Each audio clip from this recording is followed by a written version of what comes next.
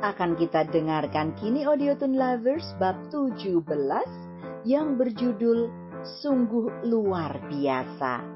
Masih dalam kisah sang pewaris tunggal buah karya Aditya Jetli.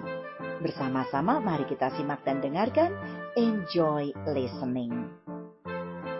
Tidak ada jalan bagi Dion dan Ivory untuk bisa masuk ke dalam toko HP karena para pengunjung toko secara bergiliran meminta Dion untuk berfoto bersama di depan mobilnya.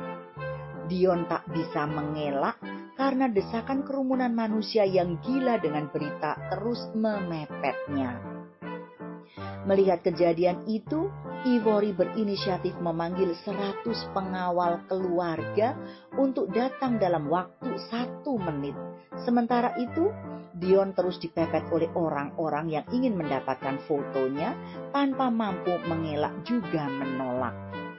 Tak lama berselang 100 orang berbadan tegap datang menyeruak kerumunan di dekat Dion dan menghalau mereka.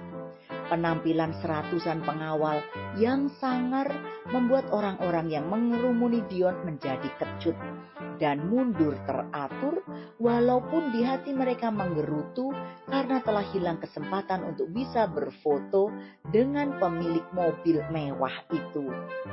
Kini posisi Dion terbebas dari kerumunan, bergegas Ivory mendekatinya lantas membungkuk hormat ke arah Dion diikuti oleh 100-an pengawal itu. Mereka mengetahui jati diri Dion karena merekalah yang selama ini terus mengawasi Dion. Pengawal itu tidak pernah berada jauh dari Dion karena mereka bertanggung jawab atas keselamatan dan hidup Dion. Maka ketika Ivory menghubungi mereka, tak lama berselang datang dan membebaskan Dion dari kerumunan. "Mari kita masuk, Tuan," kata Ivory mengajak Dion untuk masuk ke toko. Kemudian memandang 100-an pengawal itu penuh arti dan terkesan memerintah. 20 orang pengawal maju ke depan, sementara 80 lainnya menyebar di sekitar toko dan mobil Dion. Dion dan Ivory masuk ke dalam toko dikawal oleh 20 orang pengawal berbadan tegap. Kehadiran mereka tentu saja membuat pengunjung menjadi heboh dan sedikit takut. Orang seperti apa yang berbelanja di toko dikawal oleh pengawal yang kuat-kuat, ditambah lagi puluhan pengawal yang berada di luar. Pemilik toko tentu saja ketakutan, tidak berani main-main dengan pelanggan misterius mereka. Manajer dan pemilik toko HP langsung yang melayani Dion. "Selamat pagi, Tuan. Apa yang bisa kami bantu?" tanya pemilik toko sambil membungkuk. Dion yang ditanya tidak menjawab, dia malah menoleh ke Ivory, memberi kode agar dia saja yang menjelaskan tujuan mereka. "Bawakan 2 merek handphone dengan performa bagus ke sini," perintah Ivory tanpa berbasa-basi lagi. "Baik, Nona," jawab mereka serempak. Pemilik toko juga manajer bergegas pergi ke arah etalase dan mengambil 2 merek HP yang tersimpan di kotak khusus. Ini HP handphone terbaru Galaxy Z Fold 2. Harganya 33.888.000 dengan RAM 12 GB dan memori internal 256 GB. Dan phone 12 Pro Max harganya 26.999.000 dengan RAM 6 GB dan memori internal 512 GB. Manajer toko yang memberi penjelasan berkeringat dingin, suatu hal yang belum pernah dialaminya, apalagi pemilik toko seumur-umur belum pernah mendapatkan pelanggan yang dikawal banyak orang. Ivory yang mendengarkan penjelasan tersebut langsung membuka Galaxy Z Fold 2 dan melihat tampilannya. Setelah itu giliran membuka phone 12 Pro Max dan membandingkan keduanya. Kedua handphone ini bagus, saling melengkapi. "Kalau begitu aku ambil keduanya," kata Ivory enteng. "Cepat aktifkan dan masukkan kartu di dalam handphone," ini ke dalam HP Galaxy itu dan carikan nomor bagus untuk dipasang pada HP yang satunya lagi. Segera.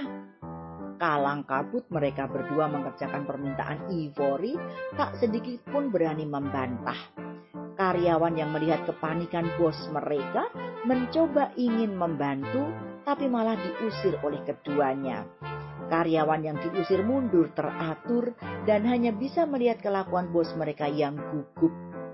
Dengan tangan gemetar, mereka aktifkan kedua HP tersebut dan mensinkronkan dengan data diri Dion, sang pemilik HP. Tidak sampai 2 menit proses pengaktifan HP dan aplikasi bawaannya telah selesai. Keduanya langsung memberitahukannya pada Ivory dengan sikap hormat. "Terima kasih," ucap Ivory dingin dan melanjutkan perkataannya. "Pelayanan kalian cukup bagus, aku terkesan," ucap Ivory masih bersikap dingin, khas orang yang sedang berkuasa.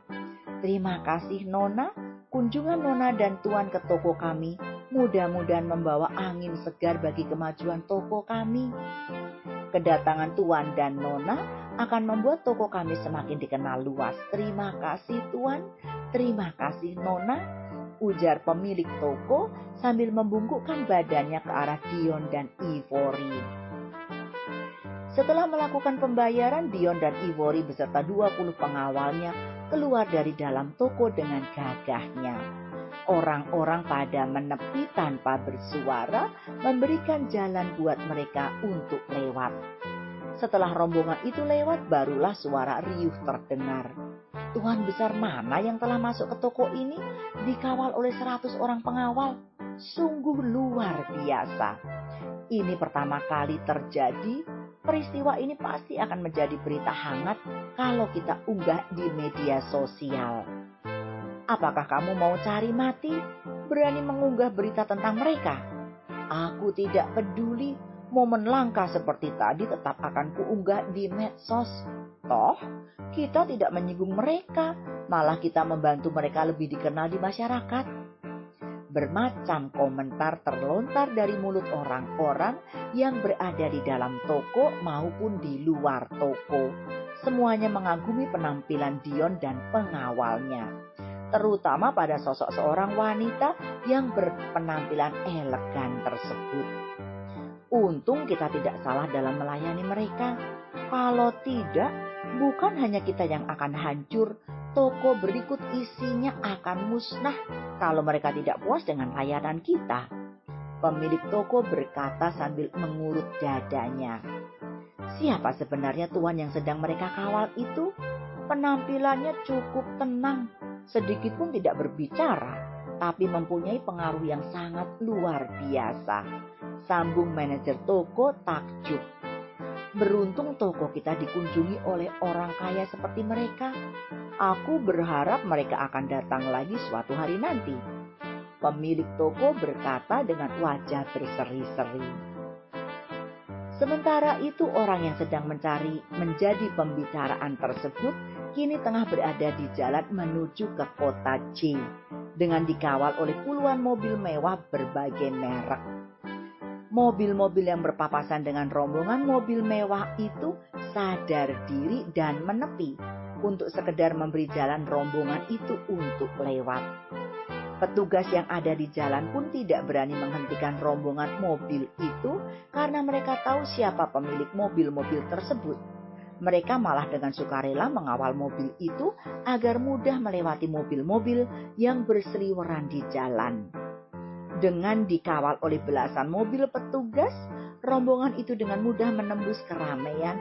Tidak ada kendala yang berarti yang mereka temui. 1,5 jam kemudian, rombongan mobil itu pun sampai di tempat tujuan.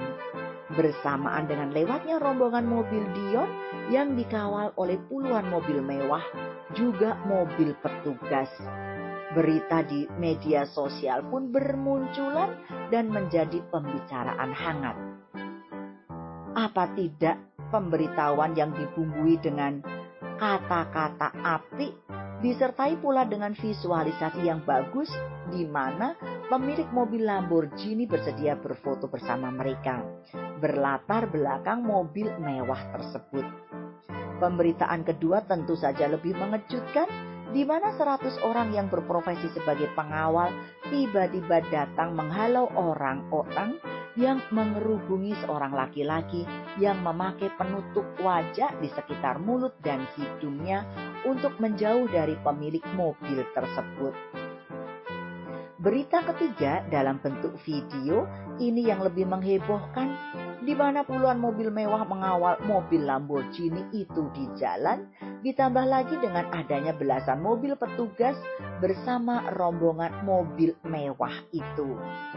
Ketiga berita itu tentu saja membuat spekulasi yang ambigu. Siapa sebenarnya orang yang sedang dikawal tersebut? Keluarga Wolf termasuk juga Jasmine tentu saja mengikuti berita yang menghebohkan tersebut. Banyak di antara anak-anak gadis keluarga itu yang masih melajang, berangan-angan ingin berada di rombongan itu, tentu saja sebagai pacar atau lebih tinggi istri pemilik mobil mewah itu.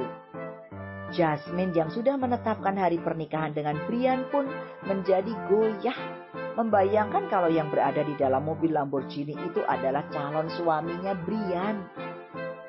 Siapa orang kaya itu?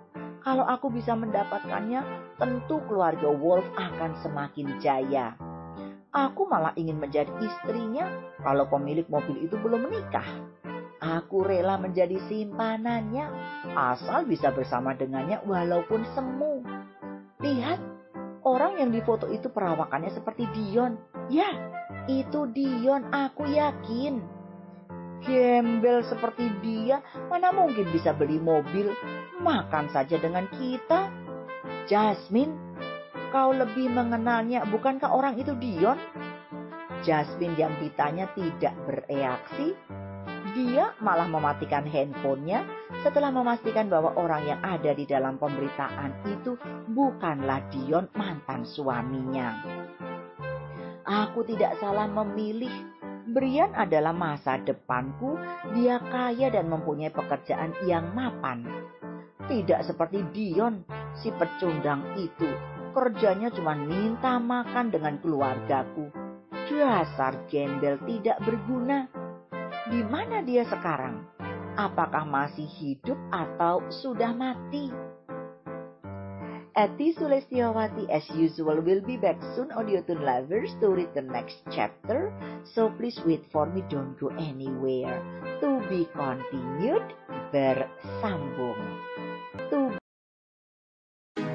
Kalau kamu mau dengar audiobook lebih banyak dan gratis, segera download Audiotune.